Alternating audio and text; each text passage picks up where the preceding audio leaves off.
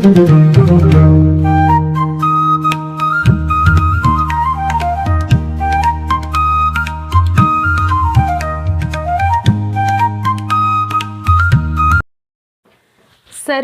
नमः।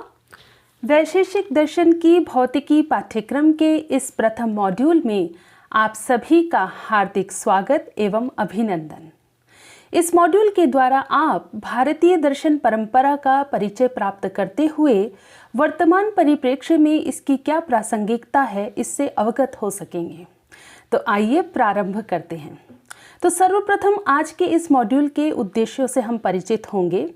इस मॉड्यूल को सुनने तथा समझने के पश्चात आप भारतीय दर्शन परंपरा का प्रादुर्भाव जान सकेंगे, दर्शन शब्द के अर्थ से परिचित हो सकेंगे, भारतीय दर्शन के लक्ष्य को समझ सकेंगे, भारतीय दार्शनिक वाङ्मय के विकास से परिचित हो सकेंगे, भारतीय दर्शन शास्त्र की विविध प्रणालियों का सामान्य परिचय प्राप्त करते हुए उसकी उपादेयता को भी जान सकेंगे। तो आइए प्रारंभ करते हैं। तो सर्वप्रथम भारतीय दर्शन परंपरा के प्रादुर्भाव को हम समझेंगे। किसी भी देश का विचार शास्त्र उस देश की सभ्यता और संस्कृति का सबसे मूल्यवान पदार्थ होता है। यह विचार शास्त्र ही सभ्यता तथा धर्म का मेरुदंड भी होता है। विश्व की रहस्यमयी पहेली को सुलझाने में यद्यपि अनेक सभ्यताओं तथा शिक्षित देशों के चिंतनशील विद्वानों ने श्लाघनीय प्रयास किए हैं, किंतु प्राचीन भारत के तपोनिष्ठ महर्षियों ने, अध्यात्मवेत्ताओं ने अपनी कुशाग्र बुद्धि, सूक्ष्म प्रतिभाजन्य चक्षुओं के बल पर जिन तत्वों का साक्षात्कार किया, जिन सिद्धांतों का विश्लेषण किया, वह विचार शास्त्र के इस क्षेत्र में नितांत महत्वशाली एवं गौरवपूर्ण है।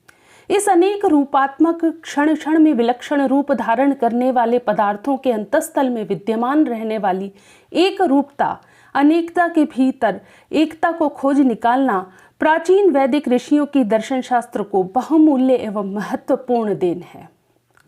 यद्यपि भारत की प्राचीन सभ्यता कला, साहित्य, धर्म, नीति तथा विज्ञान जो उस समय तक विकसित हुआ था, इन सब के समन्वित स्वरूप या मूर्त रूप थी, तथापि भारत की सर्वाधिक महत्वपूर्ण वैचारिक उपलब्धि दर्शन ही थी। यह दर्शन शास्त्र का चमत्कार ही है जो भारत जैसे विविधतापूर्ण देश में एकता तथा तादात्म्य स्थापित करने का बल रखता है। और भी यदि देखें तो भारत की इस एकता को हमें ढूंढना है तो वह ना तो किसी विदेशी आक्रमणों के इतिहास में प्रतिबिंबित मिलेगी, ना समय समय पर हुए विभिन्न राज्यों के उद्भव में, और ना ही किसी भी महान सम्राट के साम्राज्य के विस्तार में। वस्तुतः भारत की यह एकता हमारी प्राचीन संस्कृति की एक आत्मिक आकांक्षा का फल थी, उन आध्यात्मिक सिद्धांतों के महत्वबोध का फल थी जो अन्य सभी मूल्यों की बजाय कहीं अधिक महत्वपूर्ण माने जाते थे। इसलिए जो कोई भी भारतीय संस्कृति की महत्ता तथा क्षमताओं का सही मायने में अध्ययन करना चाहता है तो उसके लिए अनिवार्य सा हो जाता है कि वह भारतीय विचार दर्शन के इतिहास का सही अर्थों में अध्ययन करे, क्योंकि वही एक धुरी है, वही एक केंद्र है जिसके चारों ओर भारत के उन मूल्यों का विकास होता रहा है जो यहाँ की सर्वोत्तम उपलब्धि कही जा सकती है। इसलिए यह अत्यंत आवश्यक है कि भारत के लोग तथा अन्य देशों के लोग भारतीय वैचारिक इतिहास के वास्तविक स्वरूप से अधिकाधिक अवगत हों तथा इसके विशेष तत्वों का सही मूल्यांकन कर पाए। किंतु भारत का सही अर्थों में तात्पर्य समझने के लिए या भारत के विचारों के इतिहास को अभिलेख के रूप में भारतीय दर्शन का अध्ययन आवश्यक हो, केवल यही बात नहीं है। दरअसल आधुनिक युग में जिन समस्याओं पर आज भी दार्शनिक विचार मंथन होता रहता है, उनमें से अधिकांश ऐसी हैं जिन पर किसी न किसी रूप में प्राचीन भारतीय दार्शनिकों ने भी विचार किया है। उन विचारकों के विमर्शों, कठिनाइयों तथा निष्कर्षों पर यदि हम आज की आधुनिक समस्याओं के परिप्रेक्ष्य में दृष्टि डालें तो आधुनिक विचारों के भावी इतिहास पर बहुत महत्वपूर्ण प्रकाश पड़ सकता है। भारतीय दार्शनिक चिंतन के महत्वपूर्ण सिद्धांतों को पुनः प्रकाश में लाना और उनके महत्व और संदर्भों की व्याख्या आधुनिक दर्शन के क्षेत्र में उतने ही महत्व की युगांतकारी घटना सिद्ध हो सकती है जितना कि संस्कृत भाषा की खोज आधुनिक भाषा शास्त्रीय अनुसंधान के क्षेत्र में सिद्ध हुई है। तो आइए अब दर्शन शब्द के अर्थ को समझते हैं। दर्शन शब्द दृश्य प्रेक्षणे धातु से ल्युट प्रत्यय करने से निष्पन्न होता है। इसका व्युत्पत्ति लभ्य अर्थ देखें तो दृश्यते अनेन इति दर्शनम, अर्थात जिसके द्वारा देखा जाए। अब ये देखना या तो इंद्रियजन्य निरीक्षण हो सकता है अथवा अंतर्दृष्टि द्वारा अनुभूत हो सकता है। यह घटनाओं के सूक्ष्म निरीक्षण, तार्किक परीक्षण अथवा आत्मा के अंतर निरीक्षण द्वारा भी प्राप्त हो सकता है। साधारणतः दर्शन से तात्पर्य आलोचनात्मक व्याख्याओं, जिसे हम भाष्य भी कह सकते हैं, तार्किक सर्वेक्षणों अथवा दार्शनिक पद्धतियों से होता है। किंतु दार्शनिक विचार की प्रारंभिक अवस्थाओं में दर्शन शब्द का प्रयोग इन अर्थों में नहीं मिलता है, क्योंकि उस समय दार्शनिक ज्ञान अधिकतर आभ्यंतर दृष्टिपरक था, अर्थात भीतरी दृष्टि पर आधारित था। दर्शन शब्द का प्रयोग बहुत सोच विचार के बाद उस विचार पद्धति के लिए किया गया जिसकी प्राप्ति तो अंतर्दृष्टि जन्य अनुभव से होती है, पर जिसकी पुष्टि तार्किक प्रमाणों द्वारा ही होती है। यूं तो दर्शन शब्द का अंग्रेजी अनुवाद फिलॉसफी किया जाता है। फिलॉसफी शब्द फिलोघन सोफिया शब्द से मिलकर बना है, जिसका अर्थ होता है ज्ञान के प्रति अनुराग। किंतु दर्शन शब्द की भारतीय व्याख्या कई अधिक गहराई लिए हुए है। भारतीय अवधारणा के अनुसार दर्शन का क्षेत्र केवल ज्ञान तक सीमित न होकर समग्र व्यक्तित्व को अपने आप में समा लेता है। दर्शन केवल चिंतन का विषय न होकर अनुभूति का विषय माना जाता है, जिनका आधार इस प्रकार के प्रश्न होते हैं, जैसे वस्तु का सत्यभूत तात्विक स्वरूप क्या है, हम कौन हैं, कहाँ से आए हैं, इस दृश्यमान जगत का सच्चा स्वरूप क्या है, इसकी उत्पत्ति कहाँ से हुई है, इसकी सृष्टि का कौन कारण है, यह चेतन है या अचेतन, इस संसार में हमारे लिए कौन से कार्य हैं, कौन से कर्तव्य हैं, जीवन को सुचारू रूप से बिताने के लिए कौन सा सुंदर साधन मार्ग है, इत्यादि प्रश्नों का समुचित उत्तर देना दर्शन का प्रधान ध्येय है। दर्शन के लक्षण के विषय में कहा गया है यथाप्युदयिकं चैव नैश्रेयसिकमेव च सुख साधयितुं मार्ग दर्शयेत् तद्धि दर्शनम, अर्थात अभ्युदय एवं निश्रेयस का ज्ञान कराने वाले, उनकी प्राप्ति के पक्ष को प्रशस्त करने वाले, दिखलाने वाले साधन को ही हम दर्शन कहते हैं। मनुस्मृति में भी कहा गया है सम्यक दर्शन संपन्नः कर्मभिर्न निबध्यते दर्शनेन विहीनस्तु संसार प्रतिपद्यते। इसका आशय यह है कि सम्यक दर्शन से संपन्न व्यक्ति सभी प्रकार के कर्मों के बंधन से मुक्त हो जाता है और इससे विहीन पुरुष संसार में भ्रमण करता रहता है। मुंडकोपनिषद के अनुसार दर्शन वह है जो हृदय में विद्यमान कुंठा का विनाश करता है, सभी संशयों को दूर करता है तथा सभी कर्मों को क्षीण करता है तथा मानव को उसके गंतव्य स्थल यानी कि मोक्ष प्राप्ति कराता है। भिद्यते हृदय ग्रंथिश्छिद्यते सर्व संशयाः क्षीयन्ते चास्य कर्माणि तस्मिन् दृष्टे परावरे। आइए भारतीय दर्शन के लक्ष्य को जानते हैं। आर्यावर्त के प्राचीन तपोनिष्ठ महर्षियों ने इस विश्व की पहेली को समझाने का जो प्रयत्न अपनी कुशाग्र बुद्धि के बल पर किया है, वह विचार शास्त्र के इतिहास में अत्यंत गौरव की वस्तु है। प्राचीन दार्शनिकों ने ब्रह्मांड तथा पिंडांड का ऐक्य सर्वतोभावेन स्वीकार किया है और ब्रह्म तथा आत्मा की एकता प्रतिपादित की है। वस्तुतः ब्रह्म कोई अलभ्य तथा अलौकिक और अद्भुत पदार्थ नहीं है, प्रत्युत प्रत्येक प्राणी में अपने भीतर नियामक यानी अंतर्यामी आत्मा के रूप में उसी की सत्ता का अनुभव किया करता है। इसीलिए ब्रह्म का साक्षात्कार करने तथा उसे पहचानने का सबसे बड़ा उपाय है आत्मा को पहचानना, उसका साक्षात्कार करना। जगत के समस्त प्रिय पदार्थों में श्रेष्ठ पदार्थ आत्मा ही है। प्रश्न उठता है कि आत्मा की श्रेष्ठता प्रमाणित करने की आवश्यकता है, तो इसका उत्तर यह दिया जा सकता है कि जीवन के सभी क्रियाकलापों में इसी की शक्ति काम करती हुई दिखाई पड़ती है।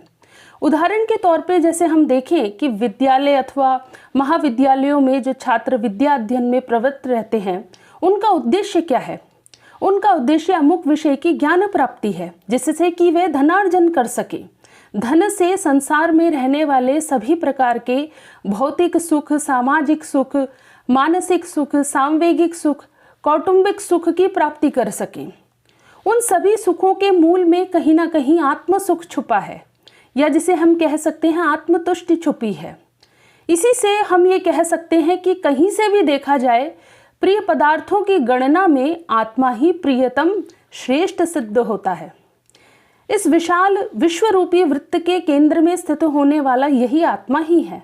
प्रियतम होने के कारण ही पुत्रवत्सल करुणामयी माता की भांति श्रुति उपदेश देती है कि आत्म तत्व का साक्षात्कार ही सर्वोपरि है। आत्मनः स्वरूपेणावस्थितिर्मोक्षः। इसी संदर्भ में बृहदारण्यक उपनिषद की एक कथा बहुत प्रसिद्ध है। वह कथा क्या है? वृद्धावस्था आने पर दार्शनिक शिरोमणि याज्ञवल्क्य ने अपनी संपत्ति का विभाजन अपनी दोनों पत्नियों कात्यायनी तथा मैत्रेयी के बीच में कर दिया। तब विदुषी मैत्रेयी ने अस्थिर लौकिक संपत्ति के ग्रहण करने में बड़ी अनास्था दिखलाई और पूछा कि यदि यह संपूर्ण पृथ्वी मेरे लिए धन से पूर्ण हो जाए तो क्या मैं उससे अमरत्व की प्राप्ति कर सकूंगी? बिल्कुल नहीं, महर्षि ने उत्तर में कहा। तुम्हारा जीवन उस आदमी के जीवन के समान होगा जिसे आनंद की समस्त सामग्रियां प्राप्त हैं, परंतु केवल धन प्राप्ति से अमरत्व पाने की तनिक भी आशा नहीं है। तब मैत्रेयी ने पुनः पूछा कि जिस धन से अमरत्व की प्राप्ति नहीं होती उसको लेकर मैं क्या करूंगी?